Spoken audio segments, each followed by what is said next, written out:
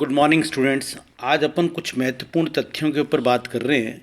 असल के अंदर जब अपन संविधान के और राजनीति विज्ञान के इस पोर्शन के ऊपर अपन बात करते हैं तो कुछ तथ्यों के बारे में हमें पता होना चाहिए और वो अलग अलग है। आप ये मत समझना कि ये किस टॉपिक से क्या है, ये एक जीके के पॉइंट ऑफ व्यू से मेनली मैं आप लोगों को करा रहा हूँ जिसके अंदर आप लोगों को पता होनी चाहिए। जैसे राष्ट्रपति पद की दौड़ में जो महिला प्रत्याशी रही हैं उनके बारे में आप ध्यान रखिए। 1967 में डॉक्टर जाकिर हुसैन के सामने मनोहर होलकर खड़ी हुई थी, लेकिन उनको एक भी मत नहीं मिला था। उसके बाद 1969 के अंदर जब वीवी गिरी राष्ट्रपति बने थे, उनके सामने भी सूजी फूडचरण कौर करके एक महिला थी, वो खड़ी हुई थी, जिनको मात्र 940 मत मिले थे। 2002 में एपीजे अब्दुल कलाम के सामने डॉक्टर लक्ष्मी सहगल खड़ी हुई थी और 2007 में देश में 12वें राष्ट्रपति के रूप में पहली महिला राष्ट्रपति बनी थी प्रतिभा पाटिल। ये आप लोगों को चारों चीज़ों के बारे में पता होना चाहिए। इसके बाद एक चीज़ और महत्वपूर्ण तरीके से कि ब्रिटेन के से जब हमने एक तरह से शासन हमको मिला था तो राजा के प्रतिनिधि के रूप में काम कर रहे अंतिम जो गवर्नर जनरल थे वो थे चक्रवर्ती राजगोपालाचार्य, यानी भारतीय गवर्नर जनरल। ये ध्यान रखना कि दो अलग अलग क्वेश्चंस होते हैं। ब्रिटिश गवर्नर जनरल तो लॉर्ड माउंटबेटन थे, लेकिन भारतीय गवर्नर जनरल जो थे वो चक्रवर्ती राजगोपालाचार्य थे और उन्हें सबसे पहले भारत को एक संप्रभु गणराज्य के रूप में जन्म होने की घोषणा की थी। यानी कई बार आपसे पूछा जा सकता है कि भारत को सबसे पहले एक संप्रभु गणराज्य के रूप में घोषणा करने वाला व्यक्ति कौन है, तो चक्रवर्ती राजगोपालाचार्य थे।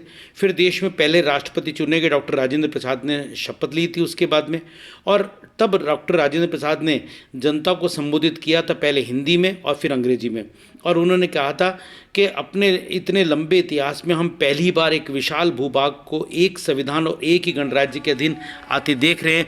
यानी कि अगर हम देखें तो इससे पहले हमको इस तरह की स्थितियां नज़र नहीं आती है, क्योंकि हमारे पर विदेशियों का शासन ज़बरदस्त तरीके से रहा हैगा, ये आप लोगों को पता ही है। जब मैं नेशनल मूवमेंट की बात करूँगा, जब मैं इसमें करूँगा, हाँ हम बहुत प्राचीन भारतीय इतिहास के अंदर जाएंगे तो हमको हमारा शासन दिखाई दे जाएगा, लेकिन अगर हम देखें मध्यकाल के अंदर और आधुनिक कालों के अंदर इस प्रकार की स्थितियां हमको नहीं पता चलेगी।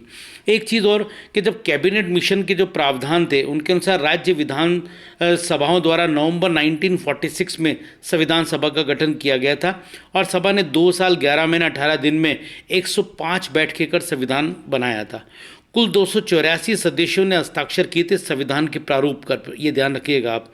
टोटल कितने 284 ने, और कुल 1067 यानी 1067 दिन लगे थे संविधान बनाने में। कई बार दिन हमको वैसे 2 वर्ष 11 महीने 18 दिन लगते, नहीं, खाली दिन के बारे में पूछा जाए तो 1067 दिन हमको लगे थे, 67 दिन लगे थे। 1947 के अंदर कुल हमारे 17 प्रदेश थे और 562 रियासतें उस ज़माने में हुआ करती थी। इस प्रकार की है देश में। अगर हम देखें कुल 4572 विधायक हैं इस समय, ये स्थिति आपको पता होनी चाहिए। और अगर हमको और देखें तो 2.65 लाख ग्राम पंचायतें भी इस समय देश के अंदर हैं। इस प्रकार की स्थिति भारत के अंदर विद्यमान है। अगर हम और देखें तो 284 सिफारिशें संविधान समीक्षा आयोग ने की थी जो 2002 में बना था।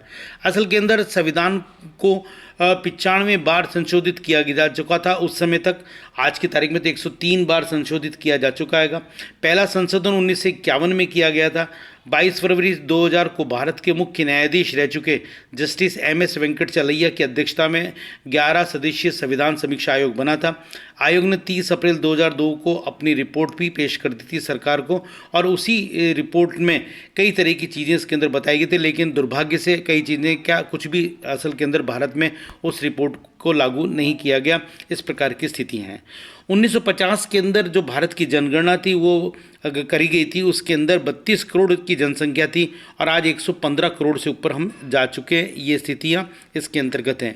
22 भाषाओं को 8वीं अनुसूची में दर्जा मिला हुआ है। हम राजस्थानी भाषा के लिए भी संघर्षरत हैं, लेकिन अभी तक इस प्रकार की स्थिति इसके अंतर्गत नहीं हुई है। अगर हम देखें पहली बार जो राष्ट्रपति शासन लगा था वो पंजाब में लगा था 1951 में, और उस वहाँ पर जो स्थितियां थी कि वहाँ की स्थितियां बंटवारे के बाद वहाँ राजनीतिक स्थिति सरकार बनाने के लिए माकूल नहीं थी, इस कारण से स्थिति लगी थी। उसके बाद 31 जुलाई 1959 को केरल की नंबूदिरीपाद सरकार को ये कहते हुए बर्खास्त कर दिया गया था कि राज्य में कानून व्यवस्था ध्वस्त हो गई है। ये पहली बार था, ये ध्यान रखना, कई बार अलग अलग क्वेश्चन आते। पहली बार कब किसी सरकार को बर्खास्त किया गया, तो वो नंबूदिरीपाद सरकार केरल के अंदर बर्खास्त की गई थी अनुच्छेद 356 के अंतर्गत, जो कि एक चुनी हुई सरकार के रूप में बर्खास्त की गई थी इस प्रकार की। जबकि राष्ट्रपति शासन जो पहली बार लगा था वो पंजाब के अंदर लगा था, क्योंकि वहाँ पर सरकार बनने की स्थिति नहीं थी। इस प्रकार की स्थिति इसके अंदर एक तरह से आप इसके अंदर ध्यान में रखिएगा। आज यहाँ तक, बाकी बात कल करेंगे। Thank you so much.